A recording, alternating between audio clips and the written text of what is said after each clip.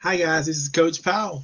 We are coming to you live again for our next edition of Coffee, Tea, You and Me. Today is going to be another This is Coach Powell. special We are coming to opportunity, you live and I'm again going to for our see if I next can edition turn of off my own Coffee live Tea. feed here going on. Yes, okay.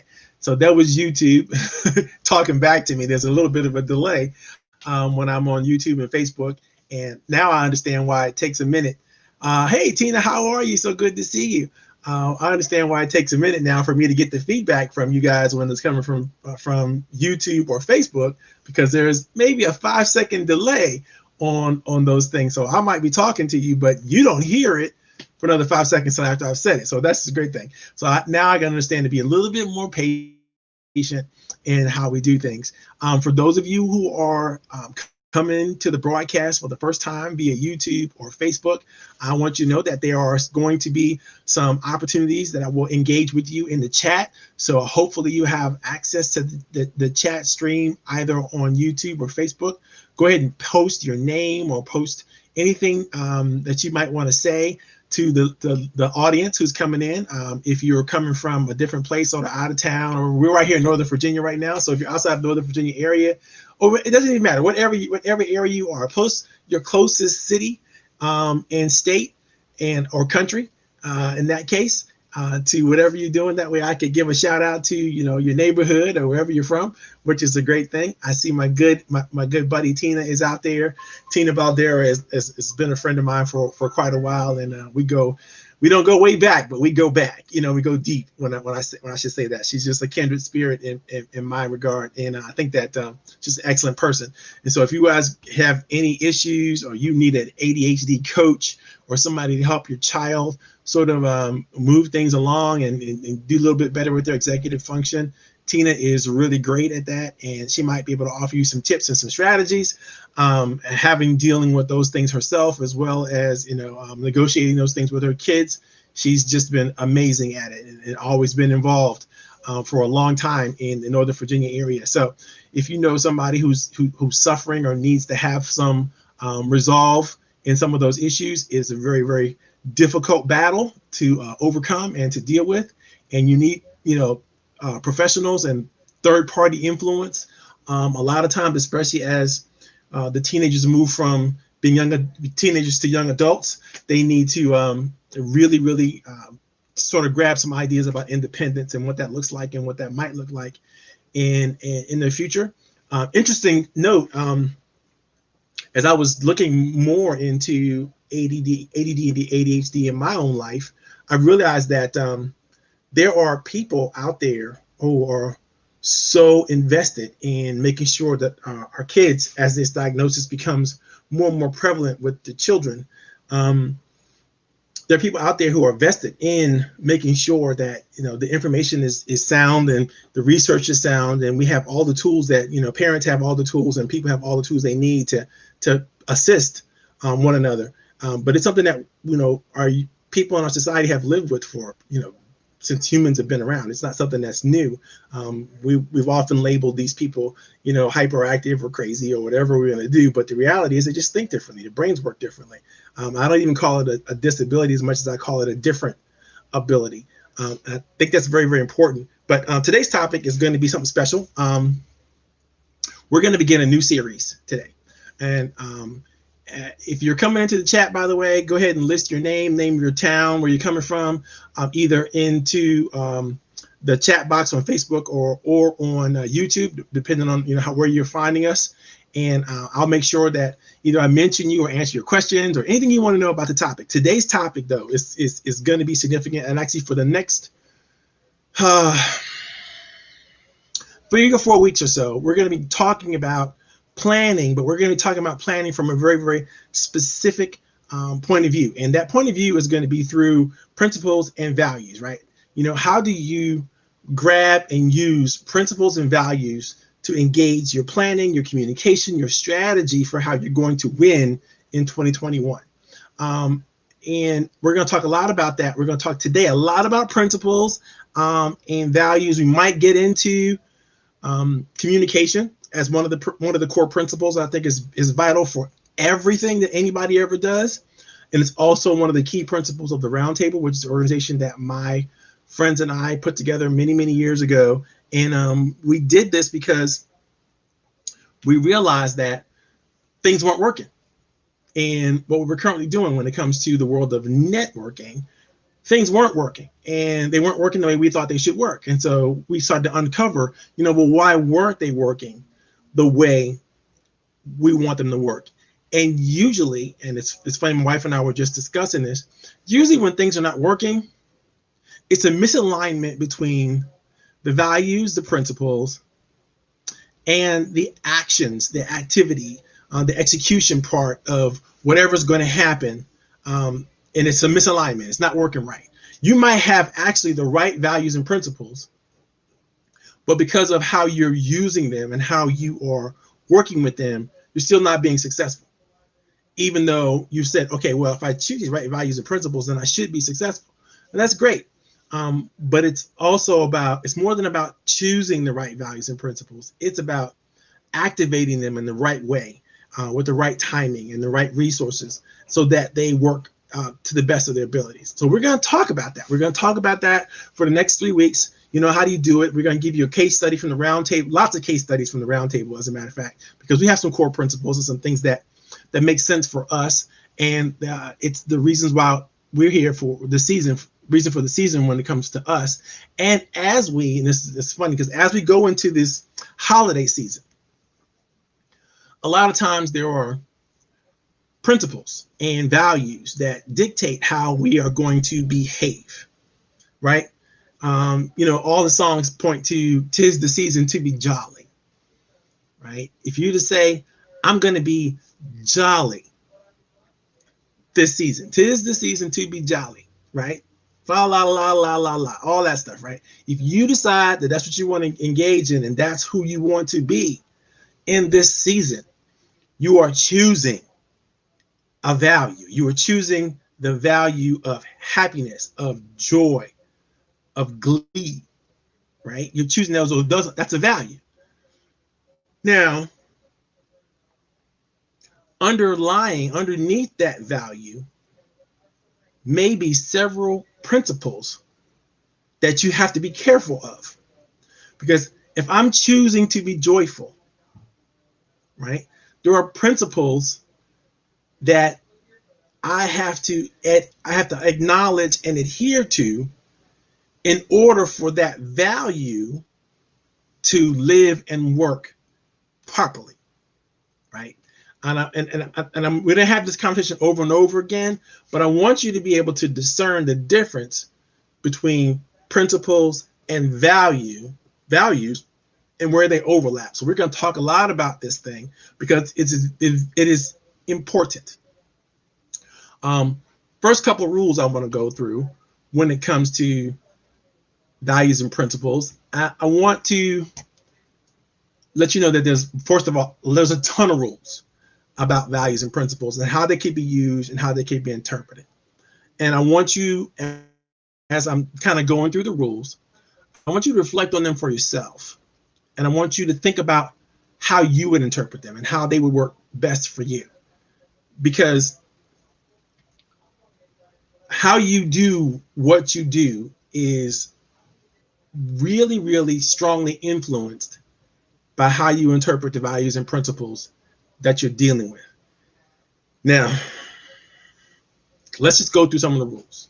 And there are 7 I'm going to talk to you about. There are many more than this, but there's just 7 that I think are the top most important rules that govern that you need to understand about values and principles. So rule number 1. Rule number 1 is that values and principles always, always, always govern behavior. They don't govern thoughts, but they do govern behavior, because they become the rationalization that you use to come up with why you're doing whatever it is that you're doing. So understand that whenever you do anything, whether you are conscious of them or not, your values and principles will govern your behavior. It's almost like your brain said, when you engage in certain behaviors, especially those behaviors that you engage in automatically, regularly, without even thought, Your brain has already wrote a script for those behaviors. Your brain has already made those your governing behavior. So when someone says or does something, you think and react the same way all the time because that's the way you've always thought and reacted to some type of stimulus like that before in the past. And so your brain automatically does this. And it established those governing principles and behaviors. The first couple times you had to respond to whatever stimulus that there was. That's kind of how the brain works, and neuroplasticity works this way. And so you'll find that if you have been involved with criminal behavior your whole lifetime, your values are different from those people who have not engaged in criminal behavior their entire lifetimes. You're gonna find your just values, your core values, right?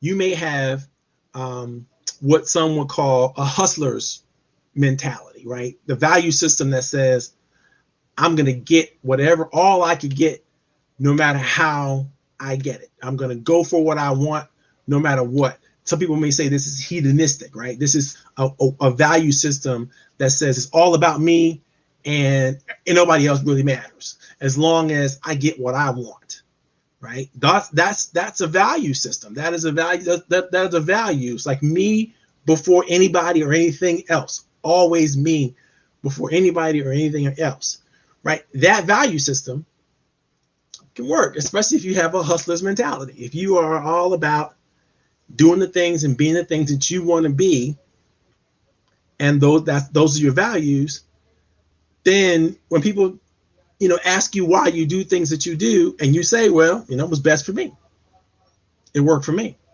it was useful for me,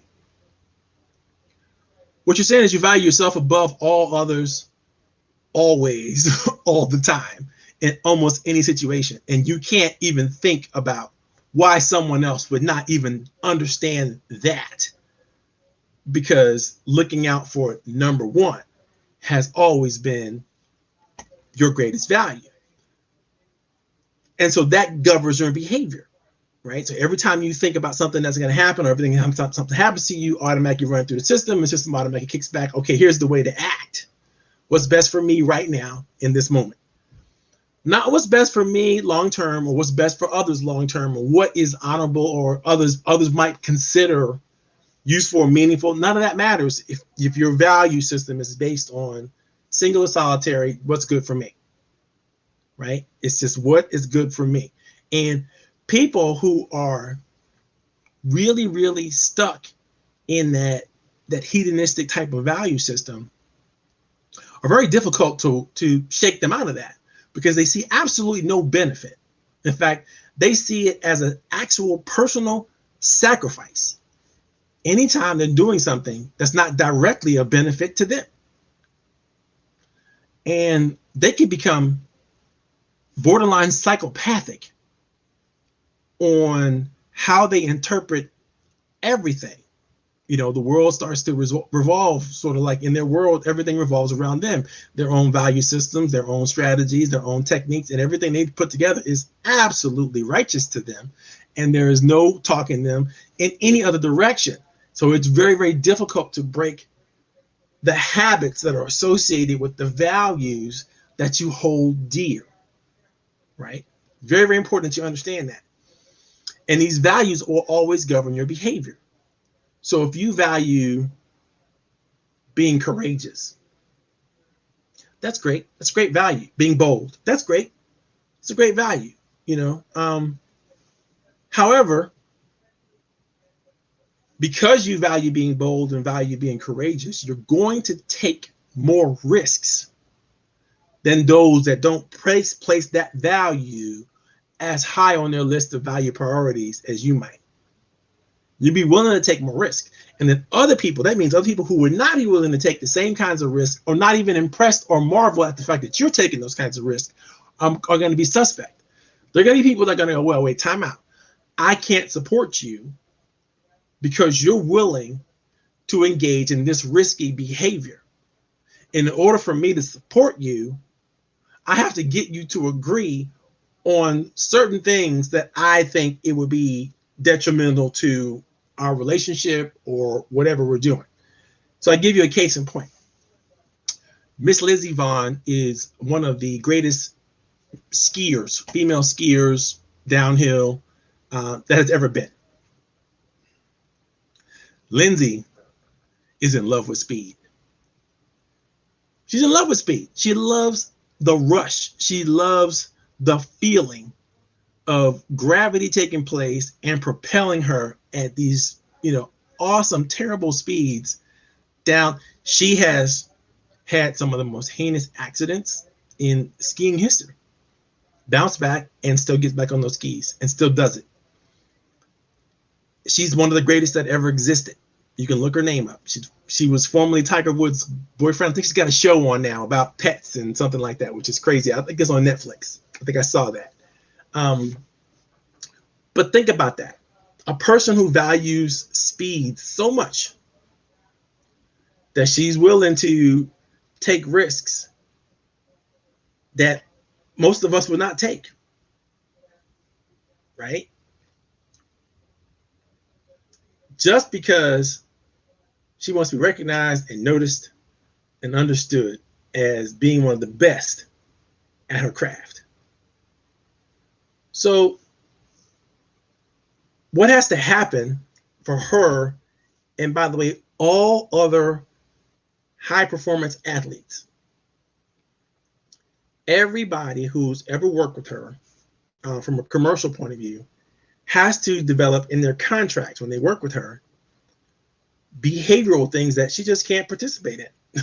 Because if she's caught participating in those things, she can end her life, and that can mess up their commercial dealings, right? So Lindsay's not allowed to even get on a bike, motorized or not. She's not allowed to from a commercial. She'd lose her sponsorships if she got herself on a bike going downhill. That just wouldn't work. She'd love to do it, but she can't. She can't because she'd lose her sponsorships. There's certain things, and there's certain athletes, who can't perform or play any sports or any other thing that they would like to play that might damage their ability to do the thing that they're highly paid to do, right? So that maybe you might know this or not, but when you scuba dive, if you don't do it correctly, you get the bends, and you get permanently damage and alter your muscles, the structure of your muscles, and how they flow and how they work. So if you're a high performance athlete that's not a scuba diver, chances are your sponsors are going to have a problem with you going deep sea diving. Maybe something you want to do, but you better check with your contracts, because most likely what's happening is somebody has said, wait a minute, because you are a risk taker, right? And you got this body, you just certain things can't do these things. I need you on the football field. I need you on the basketball court. I don't need you 400 feet below the water, the surface of the water, because you might do something crazy that doesn't work right, and next thing you got the bends and you can't play anymore, and it's going to be horrible, because the coming back from it is going to be difficult. They don't want you engaging in risky behavior. So if you start to engage in risky behavior, that will compromise your ability to play the game that so many people are resting on your ability to do so. That's not going to work. So contractually, I work with several performance artists and athletes, and so contracts are difficult for them, because there's certain things that they just are not allowed to do because of their contractual relationships and contractual efforts, and it will cost them a tremendous amount of money. They're also getting locked into agreements that aren't necessarily favorable for them. But all of it boils down to values and principles. What is it that we value? What is it that, what principles govern and guide what we're doing? Now, I've talked to you so currently about values. What I want to talk to you next about is the other side of the coin, which are principles. Principles are important for the same reason that values are important. They govern and guide our behavior. But the difference between the two is more than palpable. And so let me see if I can't give you sort of an understanding. While both principles and values govern our behavior, principles are foundational in that you can't break them down any further than where they are, right? They stand solo and singularly as guiding principles of life, like, say, the law of gravity. It exists. It is real. It is fundamental. It always has been existed. It always will exist. It never changes. These are the characteristics of principles, different from values, because values we get to choose, we get to interpret, we get to, flex about, which ones are most important in which instances and so on and so forth. But principles are always there. They're always there. They never change. Like the law of reciprocity. The law of reciprocity says if you continue to put whatever you reap, you sow. It's a principle, right? It will come back to you. Whatever you put in, you will be able to take out in some way, shape, or form. Might not be in this way, shape, or form that you put it in, but it's going to come back. It is action, reaction. It is energy output, which causes energy reaction, right? Energy input, output. That's how it is. Because the universe seeks balance. Principle. It's just the way it is, right? So you have to understand the difference between a principle that governs and directs and always has been, and a value that governs and directs. And you get to choose. You do not get to choose principle. All you can do with principle is accept it, understand it, sometimes avoid it, because the consequences will always be the same when you break a principle or bump up against a principle or challenge a principle. Always is the same. So principles and values, they both govern behavior. The difference between the two is principles, you can't do anything about them. All you can do is understand them, acknowledge them, live within them. They're the rules, the governing rules of the universe, right? They always have been there. You can't do anything about them. But values, you get to choose which ones work best for you in your circumstance. And sometimes they balance each other off each other, right? And we'll talk about that in a couple seconds. Number two, values and principles help to create purpose and answer life's biggest, most important questions. At the end of the day, when you're asking the biggest questions of your life and you're breaking it down, like, okay, I believe this because of that. I want to do this because of what? I want because of this, because of that. It's always down to and because. All right. When you think about that, if you can keep going and keep going and keep drilling down, you're going to drill down to values and principles. And those are at the core of the reasons why we do whatever we do. And so if you want to look at someone's behavior, you ever saw someone's behavior and ask yourself, well, why would they do that? It makes no sense. Well, it probably makes no sense because your values and their values are misaligned. And you do not understand how they can rationalize and justify this current behavior. They may understand it, but you definitely don't understand it, right? Sight unseen, it doesn't work. But if you understood it, if you can go, I can understand how they could choose that behavior or choose those thoughts or choose that situation over this situation because they value these things. And that brings me to a very, very interesting part of this conversation. Is it wrong that people have different values but may occupy the same space?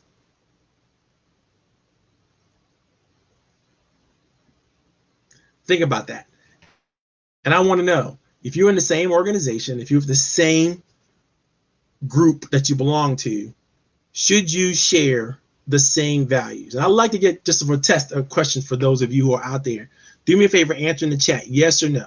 Do you think that people who are in the same organizations, at the same table, in the same families, in the same opportunities to work together, should they share the same exact values in the same intensity, and should they use them similarly?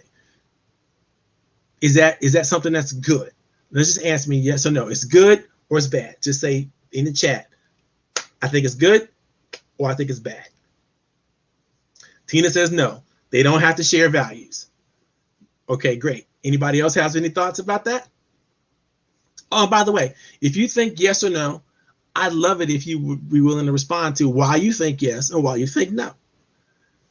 And I'm going to come back to you, but we were talking about how values and principles create purpose, right? And if you have people who have the same values, then it's probably easier for them to have the same purpose, to create purposes and reasons and rationales and missions and all that kind of stuff in ways that they all can see. But my question to you is that good? And if it's not good, then why is it not good? If it is good, then why is it good? Oh, I know some of you are going to give me that it depends answer. I want you to step up and make a big, bold claim. Scott says similar values are very, very important. All right, I love that. And Tina says no. Tina says no. I think no because I want to be there authentically. Or I want there to be authenticity. Okay, so you think if people have different values or different values, it's more likely that there's going to be authenticity in the situation. All right, I get that, and that's valuable. I get that. Scott says yes, that it's important to have the same values, and he doesn't have any explanation for that, so I'm gonna let him. I'm gonna let him stew on that for a little while longer. But the reason why I asked the question is it's interesting because here is where there's a difference between right and wrong that people tend to rally around, and it creates a ton of biases. It creates all of the prejudices, all of the things that we use against each other to separate and divide ourselves tend to boil down around these values. And let me show you how that works out. Because number 3 is the fact that values and principles influence both character and culture. Your character, your own character, is how you express the you-ness of you, the things that you care about, the values, the values that you care about the most. How are they expressed? They make up what in the outward world known as your character.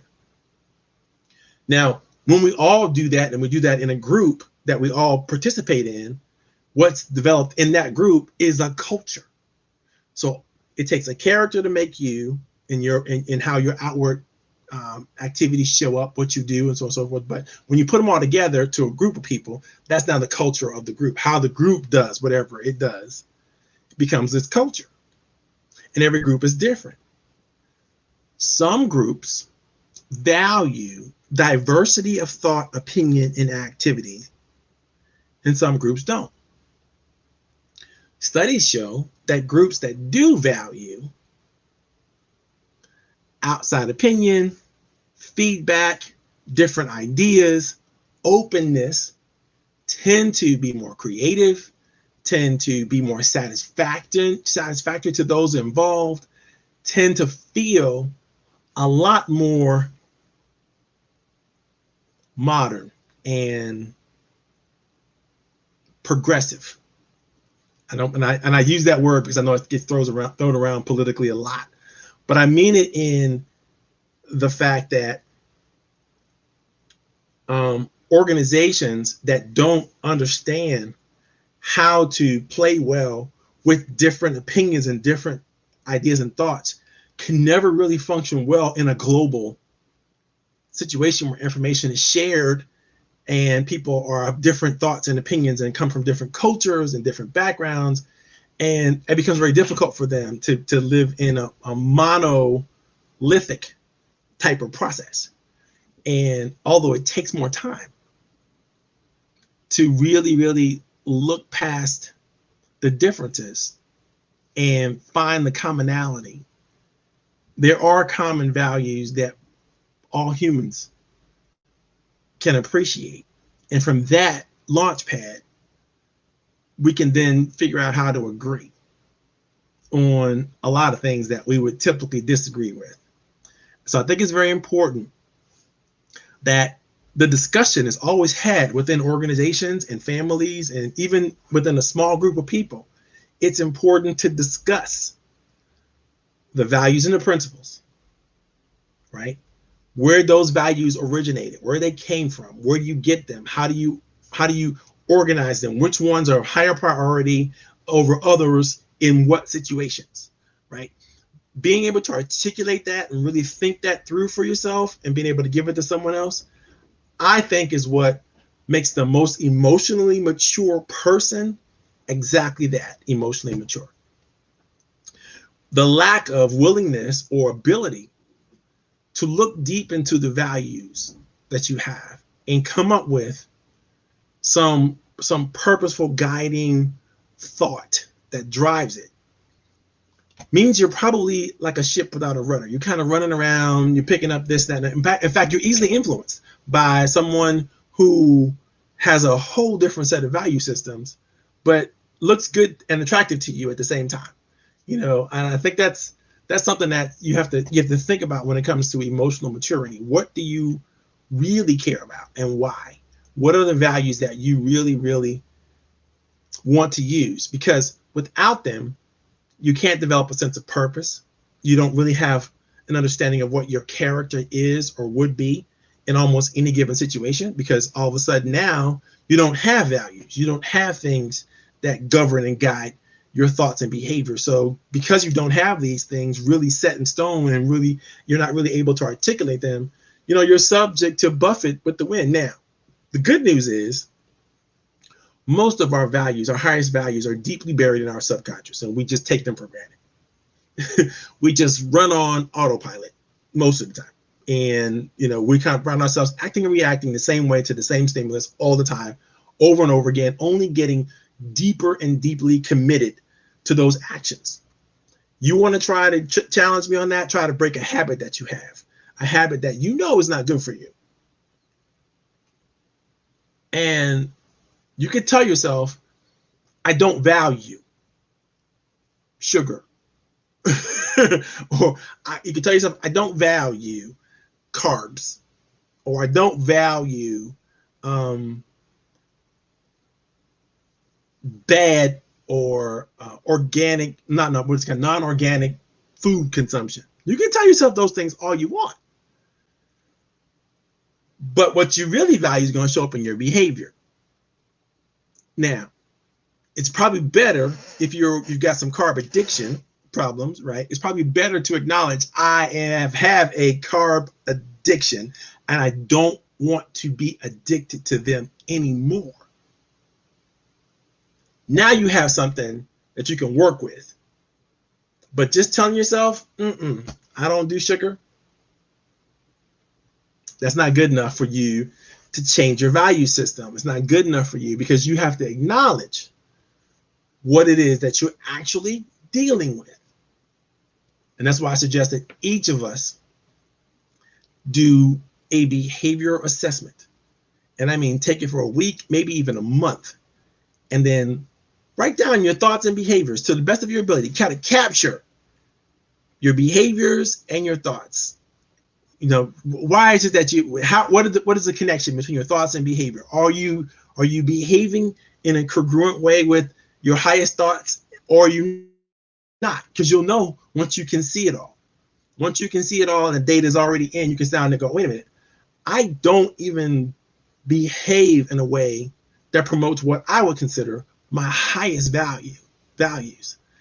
And at that point, you probably recognize that there are moments where you are outside of integrity.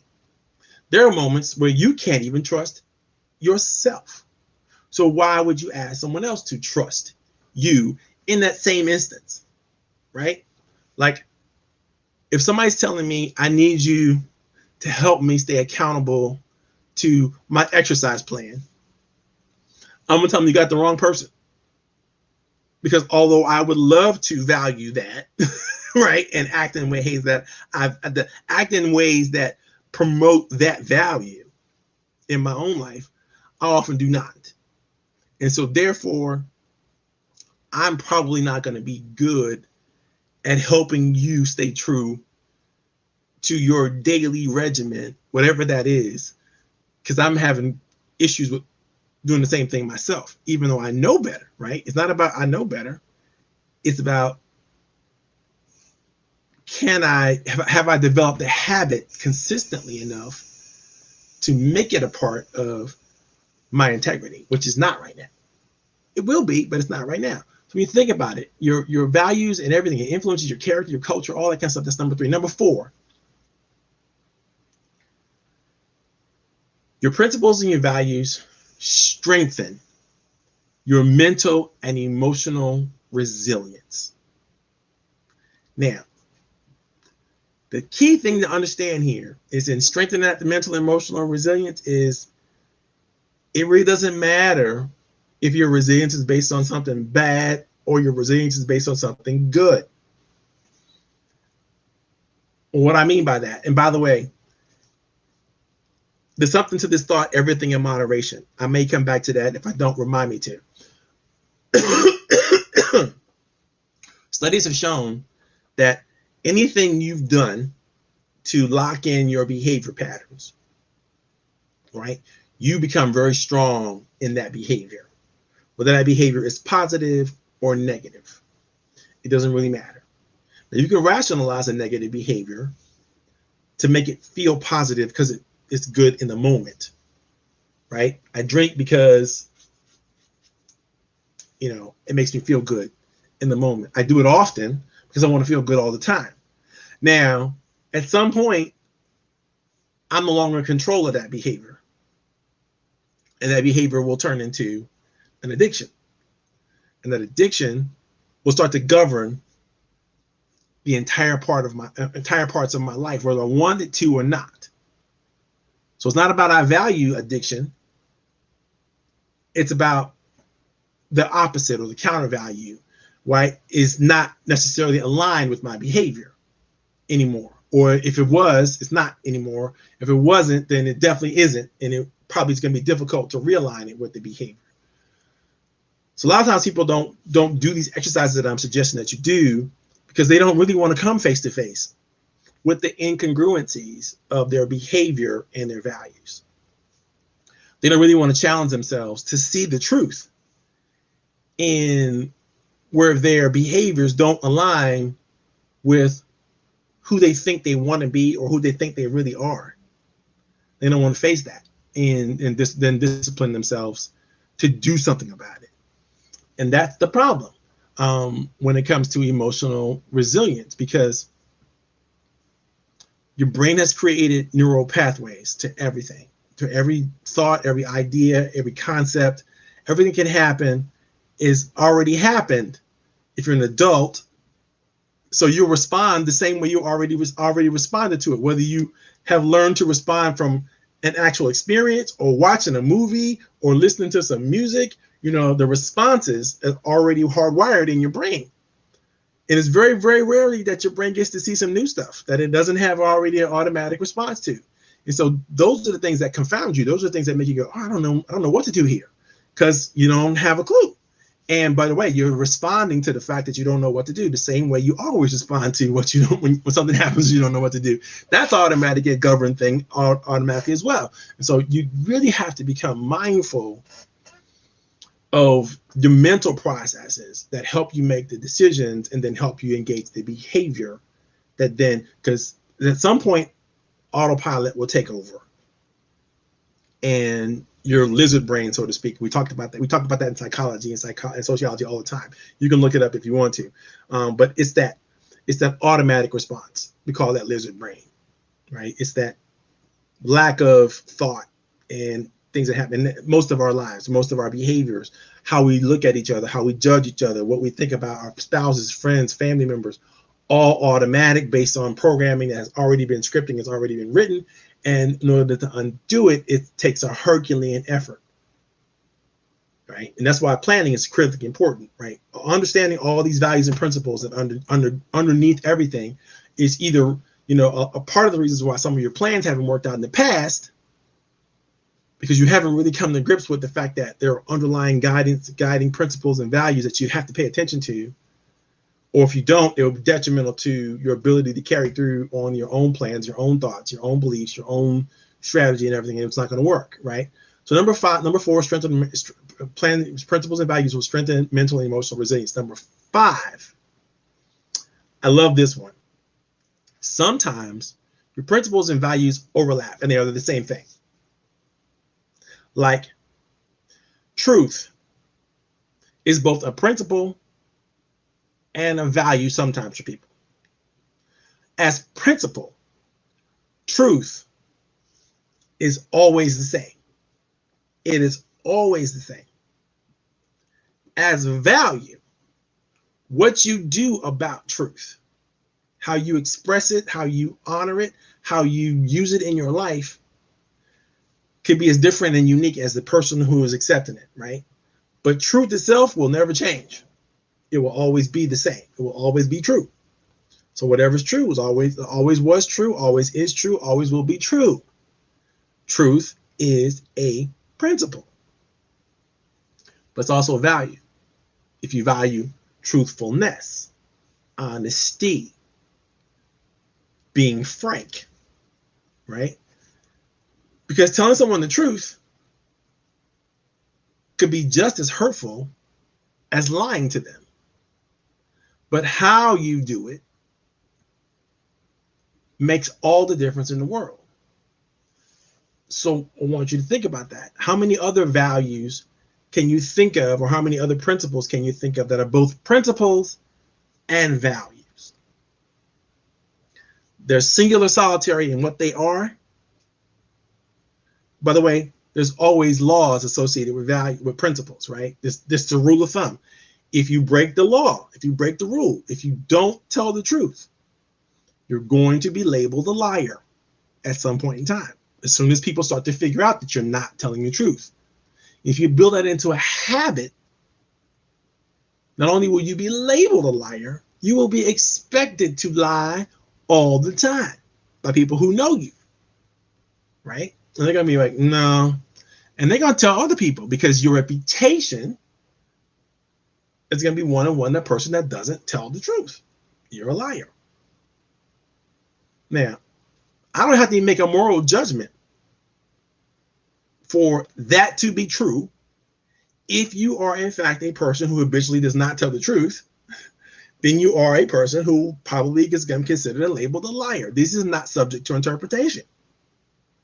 This is the truth. So truth is foundational.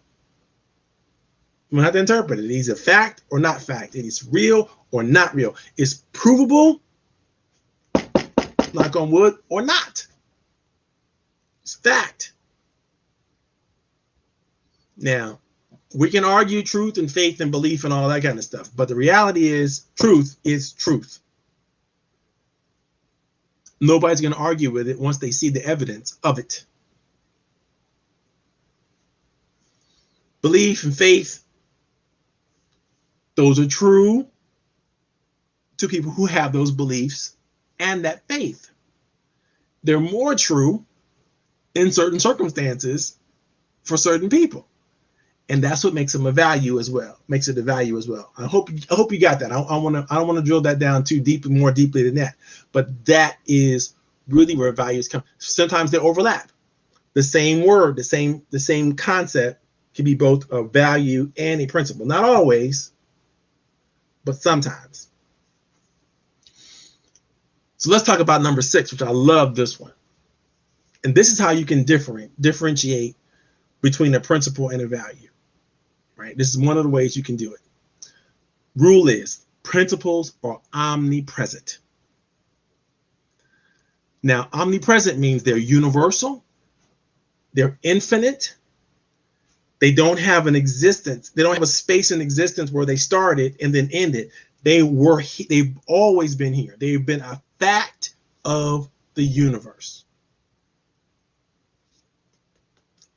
You can rely on principle. You can bank on principle. You can trust principle always. Now, if you run afoul of the principle, if you try to do anything except honor, accept, and understand a principle, the principle itself will overrule you and you will fail. There is no there's no other way to look at that when you think about it. Like, let's take a simple one, the law of gravity. Law of gravity, real simple. What comes up must come down. But those who refuse to acknowledge that truth, that principle, when they stood up under something that was coming down, they got the evidence, the fact that, you know what comes up is coming down. Okay, went up, it's going to come down. They know this. It becomes provable over and over and over and over again. Throw something in the air, wait for it to come down. Even a feather is going to come down at some point. Right? No matter what the wind's buffeted about, a leaf it's going to come down. Anything that has weight will come down. Mass, weight will come down. That's how principle. That's how the law of gravity works. Now, if you're talking about something that's weightless, that has no mass, that has no density, well, that probably not going to be subject to the law because it's outside of that law, right? If you dig deeper into physics, you'll know that, it's not just whatever comes up, comes down. It's whatever has mass and weight and density will be subject to the gravitational pull of the Earth as long as it's within the Earth's atmosphere, right? That's a better, more realistic interpretation of the principle, but the principle still works. You don't have to know all that to know that the principles are going to work, what goes up and what comes down. That's how principles are. They're simple, they're factual, they just work. They just happen, and they happen all the time, always, forever. That's how principles are. So you can argue principle, but you can't break it.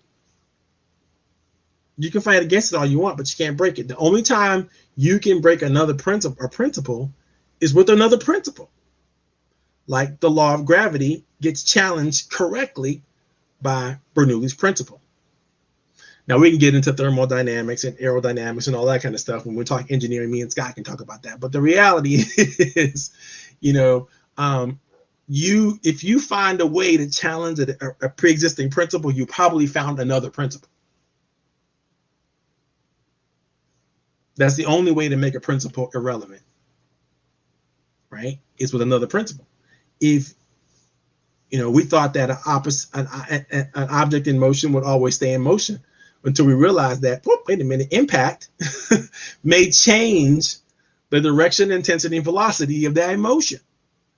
So Newton had to go, wait a minute, an object in motion, because he's looking at the law of gravity and goes, what goes up must come down. Nothing stops it from coming down until it hits the ground. So it's got to come down. It's got to keep going in the same direction. And it's got to go at the same speed, 32 feet per second. So therefore, then he started realizing that, wait a minute, I could change the direction of something anytime during the trajectory. So therefore, maybe there's another law I had to think about. And then we got opposite action, reaction. We got that other law, right, of thermodynamics. And we learn how to change force and direction and all that kind of stuff but again, another principle is what changed this original principle and its interpretation. Other than that, you got the principle, and that's where the principle is. Okay, let me see if we got any questions. Anybody have any questions about principles or values or how they interpret it or reasons why? Because we're going to get into some deep discussion in a little bit, and I want to make sure everybody stay on board with me. Okay. The last most important rule of values and principles I want to share with you. This one's about values, right? The first one's our principle. Principles are omnipresent. They're always here, always were. That's how you can always judge and see if that's always true, right? Values are subject to interpretation. They're subject to cultural bias and influence. They're subject to what your parents taught you. They're subject to your nurturing and your development and how you accept them and all that kind of stuff. Values are different. They still guide and direct your behavior, but they're not as hardcore as principle. They're not even as provable as principle. Someone said you can't prove a value. because there's no tangible evidence of the value, except for the fact that it will guide your behavior. Now, let's talk about if you act in ways that aren't congruent with your highest values. I said earlier, you're outside of integrity, right? That's true. Also, sometimes when you're acting outside of your own values, nobody knows it except you. And when you're acting in ways that are outside of your own values and your own integrity, when you do that for a long period of time, not only do you change what your values are, you also change who you are and the expression of your character outwardly.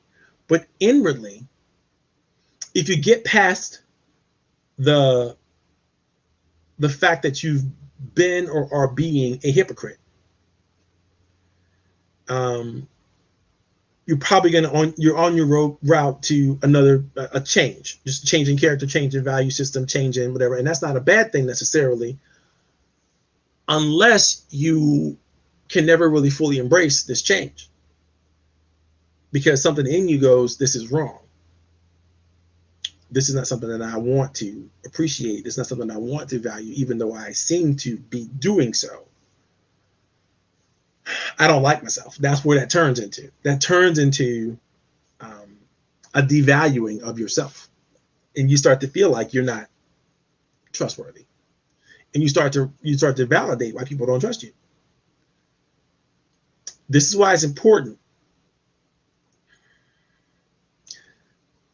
You know, there's a rule out there that I guess I grew up with, and I want to share this with you really quickly.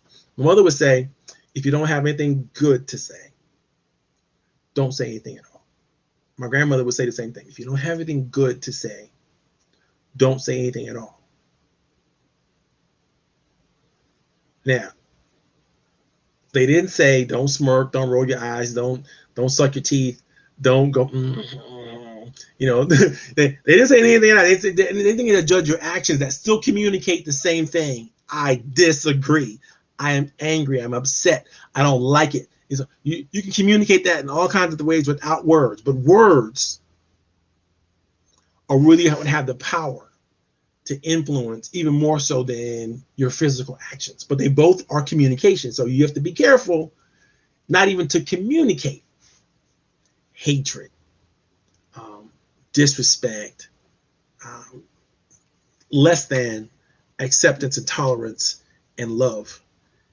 It takes very, very purposeful thought to stay on point in terms of positivity all the time, everywhere. Which means you have to practice this a lot in order for it to really become a value, right?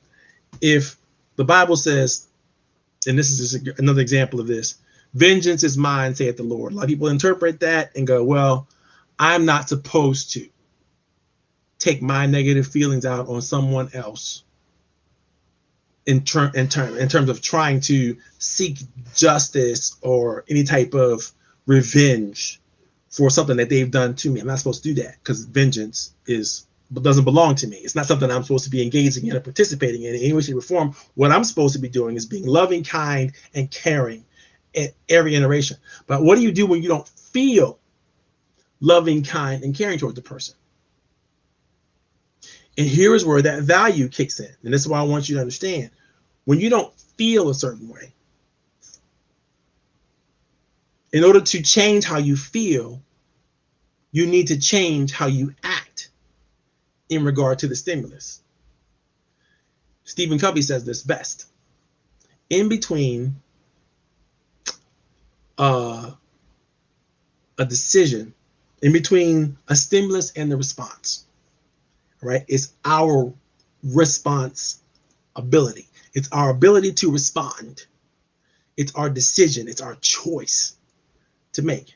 We don't have to walk around on autopilot all day long thinking that our choices, our decisions, our behaviors have no impact on anybody outside of ourselves. Even in the COVID-19 reality of the world that we live in today, where most of us are isolated and alone, we have times to interact. And when we do interact with each other, we owe it to ourselves and each other to think about what we're saying, what we're doing, how we're responding, how we're engaging or not engaging with one another. Because that in and of itself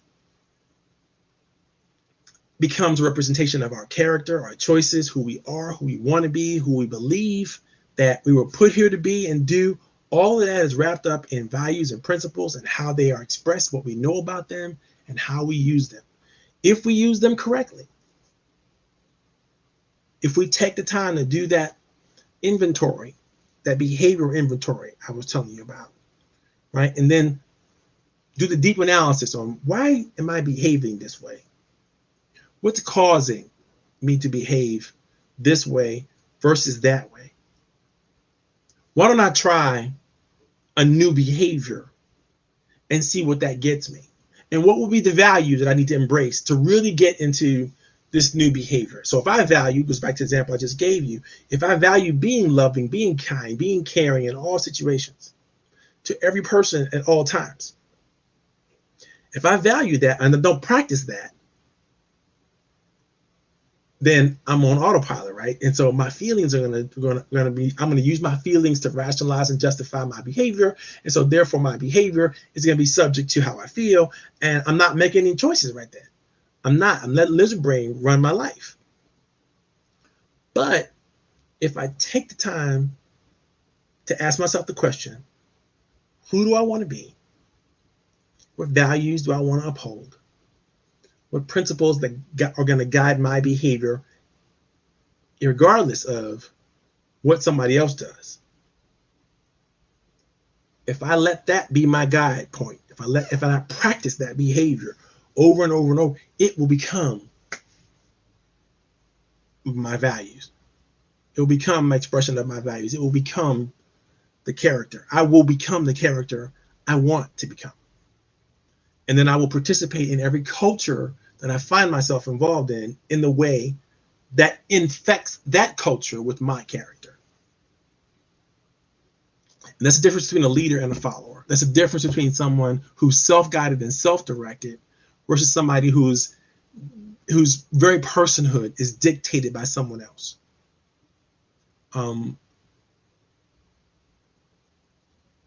It's a privilege to be able to make the choice that I think that most of us do not honor well.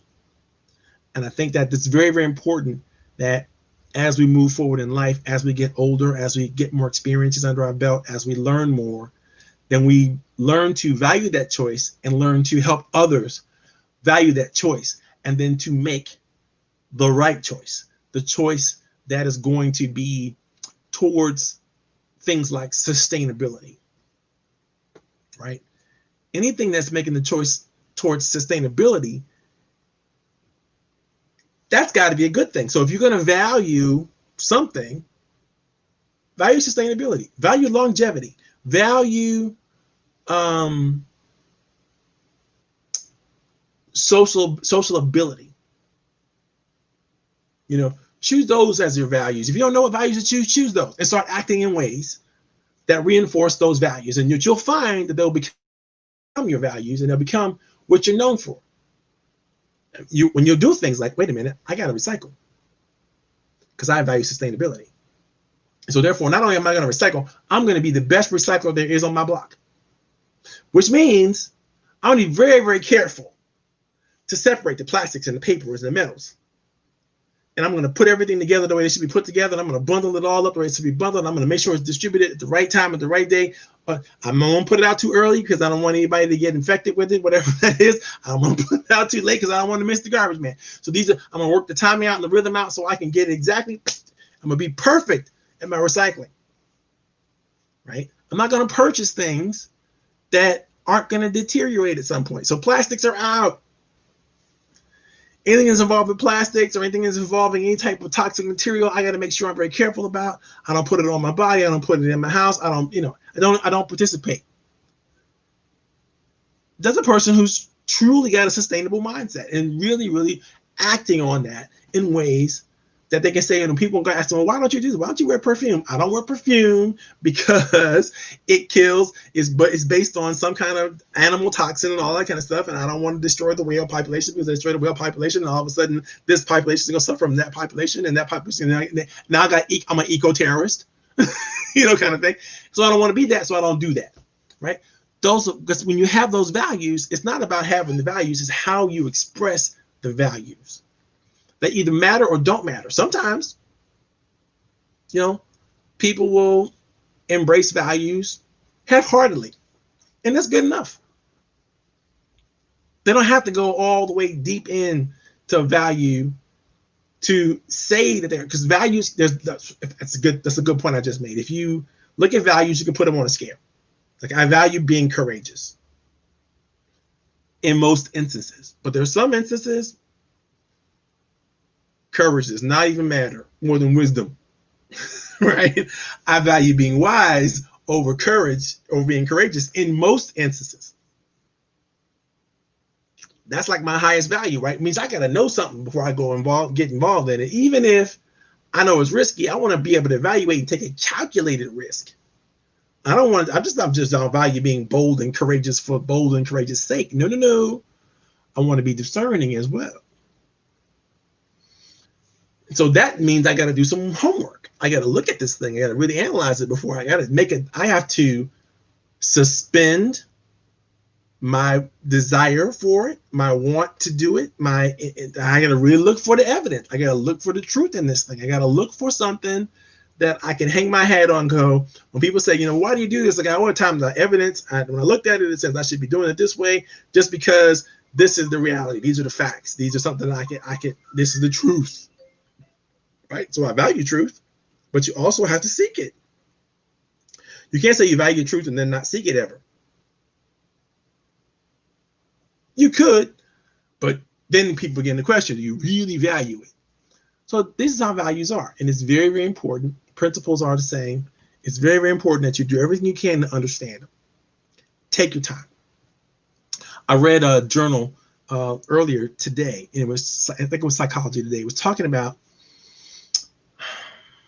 the fast, slow communication strategy. And what it meant by that is you should be slow to analyze, slow to get started, slow to ask the question, slow. But once you have all the answers, the data is already in, you should act quickly. So be slow to decide, but quick to act. And there's a balance between those two places. I think that a lot of people get hung up on is they can't really decide. Some people get caught in what's called analysis paralysis, and they're just analyzing, give me data, and they never make a decision. And if they don't make a decision, then you won't act. And if you act half-heartedly, not fully committed. Maybe you're acting and you don't have all the resources that you need. Maybe you're acting and you don't have a fully fleshed out idea or a plan yet. You're just sort of testing the waters, and it's okay to test the waters, but at some point you got to commit. Well, you can't commit until you have the information, until you have the knowledge, you have the resources, you have what you know it's going to take to win. Right? It's hard to commit to something where you might lose. Right? So you got to think through all those things, and all those things are just values and principles that live in our lives, in our businesses, and everywhere we go, everywhere we touch. If we do this wrong, we get a problem. So now, I say all this to say that some of the most important things that I do have to do with the roundtable. And when we create the roundtable, we created the roundtable based on 3 core principles. Those principles were communication, encouragement, and collaboration. And it's funny, because we didn't create the principles before we created the organization. We created the organization first.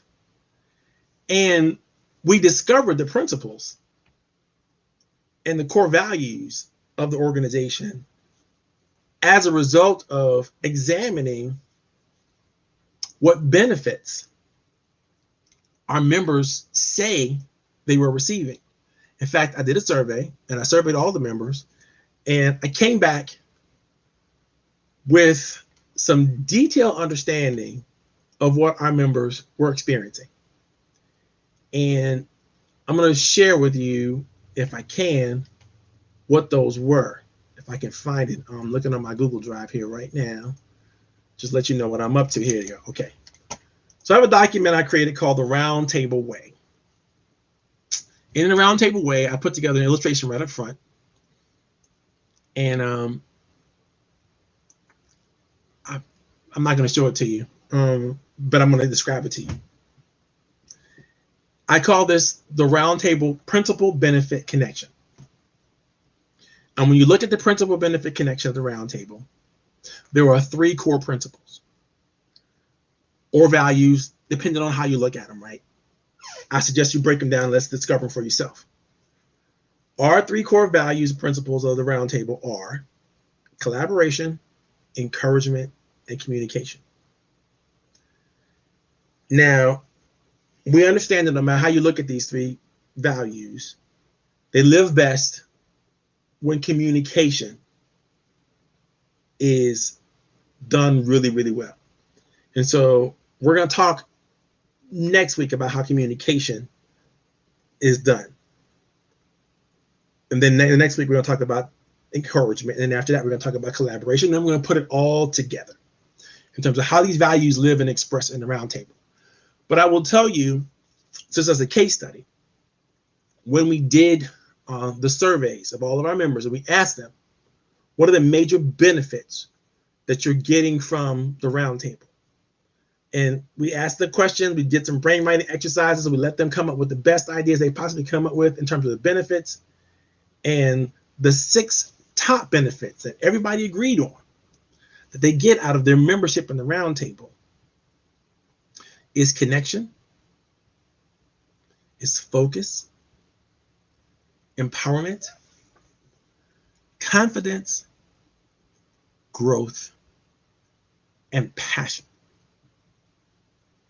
They get the increases in all 6 of those areas and all 6 of those benefits: more passion, more growth, more confidence, more connection, more focus on what they're doing, more empowerment about what they're doing.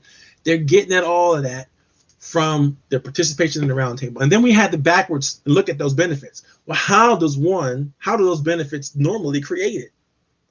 And that's how we backed into the foundational principles of the Roundtable. We began to understand and put together from the benefits that the members were getting. We began to ask ourselves, wait a minute, time out. If they're getting these benefits, how are they getting these benefits? Where are they coming from? What are we doing? Why are we doing what we're doing? And why would we be doing that if we can't call the task of people to tell us what that was?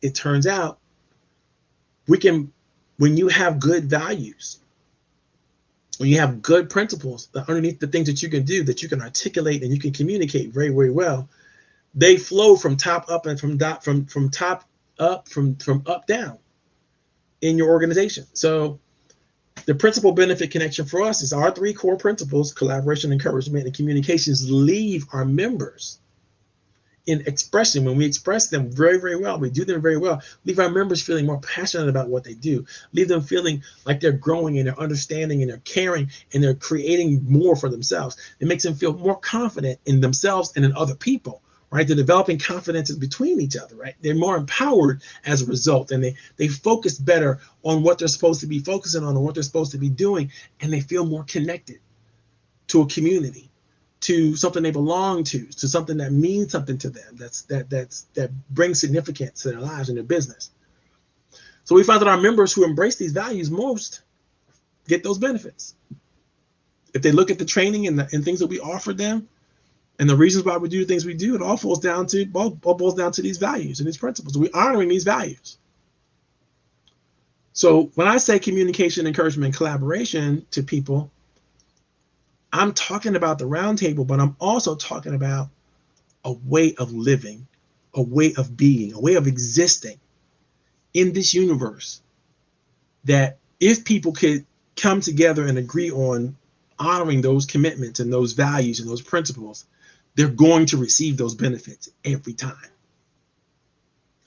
They're going to receive those benefits. They may not call them the same things, but they're going to be the same benefits, really, when it's all broken down. And so I think that it's very, very important, and it's the reason why I'm talking to you guys about it. In your planning, if you can't break down the core values that make it all worthwhile, that work for your organization, that work for you personally, then I think you're missing out on what's greatest about being you and occupying the unique space in the universe that you occupy. And it's very important. Ayanna Van Zandt would say, you need to do the homework. You need to work on yourself. You need to look at who you are and what you're all about, square in the face, and do the hard work required to make it all worthwhile. Okay, so I've shared a lot with you guys, and next week we're going to get into the roundtable as a core benefit, and not a core benefit, but as a, what do they call that? I forgot. I said it earlier. Oh my God, I'm having a moment. As a case study, and how values and principles come alive in an organization, and how you can assess your own values and principles and use them to bring good things to life in your own business and in your own life. Last thing I want to say about values and principles is, like, my entire life, and probably yours too, people and organizations have been trying to get me to honor certain values and principles.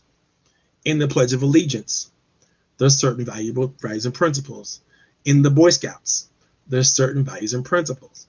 In churches that I've gone to, there are certain values and principles. In fraternal organizations that I've joined, there are certain values and principles. In organizations and companies that I've joined, there's mission and mottos and values and principles that are underneath those. So there's no way to escape principles and values in our lives, in our businesses. So since we can't escape them, why not just join them? Bring yourself into conscious awareness of which ones guide and direct your life and your business, and begin to ask others which ones guide and direct them, because that's good conversation. That's good discussion. That's discourse that's always going to be meaningful. We got, those are the things that you should be talking about. They're the guiding principles of the universe.